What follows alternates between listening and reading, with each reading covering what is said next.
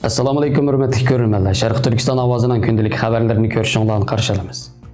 Sharq Turkiston surgun dokumenti Xitoy ustidan xalqaro sudga qarshi chiqdi va Uyg'urlar uchun ovoz chiqargan 39 davlatga minnatdorligini bildirdi. Uyg'ur bolalarining vaziyati Birlashgan Davlatlar Tashkiloti kishilik huquq kengashi yig'inida o'tirib qo'yildi. Turkiya Birlashgan Davlatlar Tashkiloti yig'inida Uyg'urlar haqidagi andisini o'tirib qo'ydi. Xitoy harbiy bazasini kengaytirib, havo bo'shliqi manevri o'tkazmoqda. Amerika xizmat viz tuzumini yanada chingitib, xizmat vizini 30% to'valdirdi. Tövəndə ixtanlar xəbərlərimizin təfsili məzmunları bolsa.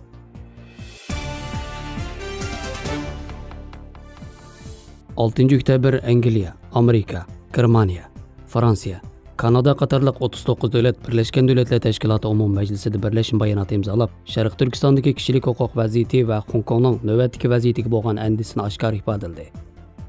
Şərq Türkistan sürgün dokumenti 39 dövlətin haqqaniyyətini qollab, Xitoyning razil qilmishlarini oshkorlash orqali Xitoy tarafidan qattiq ezilgan Şərq Türkistan Uyg'urlari va boshqa turk xalqiga ovoz chiqarganiga minnatdorlik bildirib, bu 39 davlatning Xitoy vahshiyligiga qarshi turishi xalqimizga umid bag'ishlaydiganligini, yaqinqi kelgusida adolatning g'alaba qiladiganligini bildirdi. Belorussiya, Kuba, Iran, Pokiston, Chaushyan qatorliq mustabid davlatlarning Xitoyni yana bir qatam qo'llashi hayron qolarlik ish emas. Ammo Xitoyning iqtisodiy va siyosiy ta'siri sababidan boshqa nurg'un davlatlar Xitoyni qo'llab kelmoqda.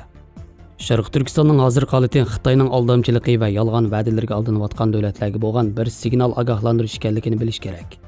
71 yil ilgari Xitoy bugungi kunda boshqa davlatlarga bergan va'dalarga o'xshash Şərq Türkistanning taraqqiyoti va zamonaviylashtirish yordam berishga va'da berdi. Bu faqat Şərq Türkistanning mustamlikini keltirib chiqadi. Yaqinda xalqimizni ochiq-oshkor qirg'in qilishga boshladi. Xitoy 1949-yilning oxiridan Şərq Türkistonni ishg'ol qilgandan buyon rahimsiz mustamlikchilik va irqiy qirg'inchilik faoliyatlarini epadi. Shak shubhasizki Xitoyning Şərq Turkistondagi Uyg'ur, Qozoq, Qirg'iz va boshqa turklarga qaratgan harakati irqiy qirg'inchilik. Yaqinda Şərq Turkiston surgun dokumenti va Şərq Turkiston milliy uyg'unish harakati xalqaro jinoiy ishlar sudiga rasmiy arz sunib, Xitoyning insoniyatga qartilgan irqiy qirg'inchilik va boshqa jinoyatlarni tekshirib bartaraf qilishni talab qildi. Xitoyning rahimsiz zulm harakatiga qarshi turgan 39 davlatning hammasini Şərq Turkiston surgun dokumenti va Şərq Turkiston milliy uyg'unish harakatining bu arznomasini qo'llab, Şərq Türkistan xalqi uchun adolat uchun kurash qilishimizga yordam qilishini, xalqaroning cho'qim hargiz qaytarilmaydi degan va'dasiga amal qilishini, texnik kuchli harakat qo'llanib, Xitoyning 21-asrdagi qirg'inchiligini oxirlashtirish kerakligini kuchli talab qildi. 5-oktyabrda Birlashgan Davlatlar Tashkiloti kishilik huquq kengashi qarmog'ida Xitoy barliq bolalarning diniga e'tiqod qilishini chekladi mavzuliq bir yondosh faoliyat o'tkazildi. Yig'in Birlashgan Davlatlar Tashkiloti kishilik huquq kengashining o'rinlashtirishi va Amerika Jubilee harakati nomli kishilik huquq tashkilotining qo'llashi bilan o'tkazilgan. Faoliyatga taklif qilingan vakillar Sharq Turkistondagi Uyg'urlar, Tibetlar, Falun Gong va xristian murtlarning ziyonkashlikka uchrashi, jumladan shu millat va diniy e'tiqodiga tava bolalarning diniy huquqlari masalasi haqida so'z qildi. Yig'inda guvohchilar va mutaxassislar Xitoy hukumatining Birlashgan Davlatlar Tashkilotining bolalar huquqi ahdnomasida bekitilgan diniy erkinlik huquqini dafsanda qilayotganligi haqida ma'lumot berdi. Yig'inda Uyg'ur bolalarining diniga e'tiqod qilish, dinni o'rganish huquqidan qanday mahrum qilinayotganligi haqida Amerikadagi Uyg'ur kishilik huquq qurilishidan Peter Erwin doklad sundi. Jubilee harakati tashkiloti diniy huquqlar dafsanda qilinayotgan millatlarning masalasiga alohida ahamiyat berib kelgan tashkilot bo'lib, ular bu qatim yig'inning temasini maxsus bolalarga ayirishni muvofiq ko'rgan. Chunki ularning qarashicha xalqarалық taratqularda Xitoyning zulm haqida so'z bo'lganda, tema davomli holda cho'nglarga markazlashib, bolalarning ahvoli yetarli darajada diqqatga erishamayotgan ekan. Shunga ular buni o'zgartirish va bolalarning vaziyatiga diqqat tortish uchun bu yig'inni maxsus bolalar uchun o'rinlashtirgan. Mazkur yig'inni Jubilee harakati tashkilotining ijroiya boshlig'i Anbovalda xonim boshqargan bo'lib, u oldi bilan so'zida Birlashgan Davlatlar Tashkiloti bolalar huquq ahdnomasining 14-moddasida har qaysi davlatlar bolalarning fikr, vijdon va din erkinligi huquqiga hurmat qilish kerak. Har qaysi davlatlar ota-onalarning huquqi va mas'uliyatlariga hurmat qilish kerak.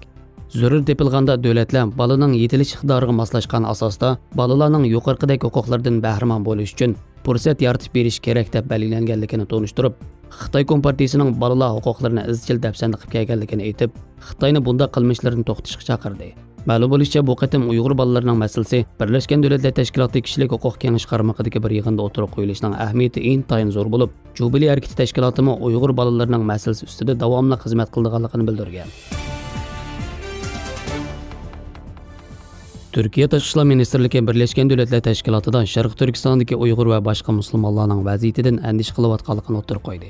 7 oktyabrda Türkiye Tashqi ishlar ministrligining bildirishicha, Türkiye Birleşken Devletler Teşkilatı 75. navbatlik umumiy yig'inining ijtimoiy, insonparvarlik va madaniyat masalasi 3-komitetida atalmış Uyg'ur avtonom rayonida davomlashayotgan kishilik huquq tafsirchiligidan andish qilayotganligini yana bir qatim o'tirib qo'ygan.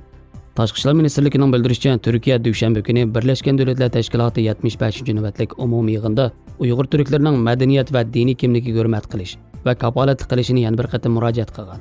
Türkiye taratqullarining xabar qilishicha, Türkiye Tashqi ishlar ministrligining bayonotchisi Hami Aksoy, Türkiyening Birleşken Devletler Teşkilatı'dagi doimiy vakilining Uyg'urlar haqidagi bayonoti to'g'risidagi savoliga yozma javob qaytargan. U Türkiyening Uyg'urlar bilan millat, madaniyat va din jihati o'rtoqliklarga ega ekanligini ta'kidlagan va Türkiyening Uyg'urlarning vaziyatini yaqindan kuzatib kelayotganligini aytgan. Bu Türkiyening uzun mezgillik sukutdan keyin yaqinqi 2 hafta ichida Uyg'urlar haqidagi andishlarni ikkinchi qatim o'tirib qo'yishi bo'lib, o'tgan hafta hokimiyat beshidagi Adolat va taraqqiyot partiyasining bayonotchisi Ömer Çelik Uyg'ur masalasini tilga olgan va Xitoy doiralarini Uyg'urlarning kishilik huquqiga hurmat qilishga chaqirgan edi. 6 oktyabr Germaniyaning Birleşken Devletler Teşkilatı'dagi doimiy vakili Kristof Hoskin Birleşken Devletler Teşkilatı 75. navbatlik umumiy yig'inda 39 davlatga vakolatan so'z qilib, Xitoy Sharq Turkistonda g'oyat zo'r ko'lamda siyosiy qayta tarbiyalash lageri qurib, 5 milliondan ortiq Uyg'ur va boshqa musulmonni xohlagancha qo'lga olgan. Uyg'ur va boshqa musulmon millatlarga qarata qattiq nazorat qilish, majburiy tug'ut cheklash va majburiy emgak qatorliq vositalarni qo'llanib, Sharq Turkiston xalqining kishilik huquqiga og'ir daxl taruz yetkazganligini, Xitoyning kishilik huquqqa, bo'libmi Sharq Turkistondagi Uyg'ur va boshqa musulmonlarning, shundaqla Tibet xalqining dinini hurmat qilishga chaqiramiz dedi. 4 dekabr bugungi Hindiston televiziya stansiyasi hukumat to'rining xabar qilishicha, Xitoy havo armiyasi Qashqar bazasi Qarqurum eg'izidan 475 kilometr yiroqlikda joylashgan bo'lib, yaqinda nihoyat jiddiy aldirash harbiy faoliyat yapmoqda. Hindiston buningdan ilgari Xitoyning aerodromga H-6 tipli strategik bombardimonchi aeroplan o'rnashtirishini tahlil qilgan. Xabarlar qaraganda Hindiston bilan Xitoy o'rtasidagi to'qinishdan buyon Qashqar aerodromi xabarlarning qiziq nuqtasiga aylangan. Kuzatuvchilar iyun oyida Xitoyning Qashqar aerodromiga 2 H-6 tipli strategik bombardimonchi aeroplan o'rnashtirganligi, nishoni bo'lsa Ladakning sharqidagi Hindiston armiyasi ekanligini bayqagan. Qashqar aerodromining eng yangi sun'iy hamroh rasmida o'rnashtirilgan 2 H-6 tipli strategik bombardimonchi aeroplanning 6 ko'payganligi, KD-63 boshqarilgan bomba o'rnatilganligi, davomli askariy yo'tkab yangi o'rnaштirish qilib, turishlik o'rnining ilgariga qaraganda texim ilgirliganligini, eng yangi sun'iy hamroh yuqori aniqlikni tekshirish orqali Xitoy armiyasining g'arb tarafdagi harakatlaridan havo hujumi qilish ehtimoli borligini bayqagan. Xabarlar qaraganda Xitoyning o'rta qismidagi Golmod havo armiya bazasiga kam deganda 4 dan 8 gacha H-6 tipli aeroplan yangidan o'rnashtirilgan. Doklad yana Xitoyning to'liq qurollangan alohida armiya qismi bir o'ltiraq rayonda har xil ehtimollarga qarshi zambirak, havo mudofaa va parashyutdan sakrashni o'z ichiga olgan harbiy manevr o'tkazgan. Xitoyning turishlik bazasida qo'mondonlik uyi, ambar, oshxona va turmush chediri bor ekan. Doklad qirg'anda bularning hammasi Xitoyning Hindiston zaminida brigada ko'lamli havo hujumi olib berish, foydali rayonlarni egallab olish, Xitoy ozodlik armiyasining ilgirilishi yordam berish ehtimoliga bog'liq. Brigada ko'lamidagi askarlarning o'rnashtirilishi Xitoyning egilik huquq tavalligidan halqib, tajovuzchilik qilish orqali yer zamin egilib olishga tayyorlik ko'rganligi faraz qilingan. Amerika xizmat siyosatini yana kuchaytirdi. Seshanba kuni Amerikaliklarning xizmat fursati va o'rinlarini qo'g'dash uchun ko'chman bo'lmagan xizmat viza tarqatishni qattiq cheklaydiganligini e'lon qildi. Amerika Emgak ministrligi va Davlat bexatarlik ministrligi 6 sentabrda yangi xizmat viza siyosatini e'lon qilib, xizmat viza iltimos qiluvchilarning maosh talabi ko'rinarli o'stirilib, iltimos qiluvchilarning o'qish salohiyati doirasini tuvallatgan. Bu tadbir viza iltimos qiluvchilarning qiyinlik darajasini texim oshirgan.